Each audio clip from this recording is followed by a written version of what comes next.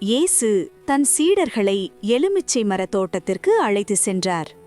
மனம் பெருமுதுகாக இருந்ததால் ஜாக்கிரதையாயிருந்து பிரார்த்தியுங்கள் என்று சொல்லிவிட்டு அவர் சிறிது தூரம் தனியாக சென்றார். வானத்தை நோக்கி கைகளை உயர்த்தி ஆழ்ந்த வலியில் பிரார்த்தித்தார். பிதாவே, இந்த வேதனையின் பாத்திரம் என்னை விட்டு அகன்றால் நன்று, ஆனால் என் சித்தமல்ல, உமது சித்தமே நடக்கட்டும். அவரின் உள்ளம் துயரத்தில் தள்ளாடியது. பதட்டம் அதிகரிக்க அதிகரிக்க அவரது வியர்வையே இரத்த துளிகள் போல் தரையில் சொட்டியது. அதே நேரத்தில் ஒரு தேவதூதன் தோன்றி அவரை பலப்படுத்தினான். மீண்டும் சீடைகளிடம் திரும்பிய அவர் அவர்கள் தூங்கி கிடப்பதை பார்த்து மெதுவாக கூறினார், எழுந்திருங்கள், சோதனையின் நேரம் வந்துவிட்டது.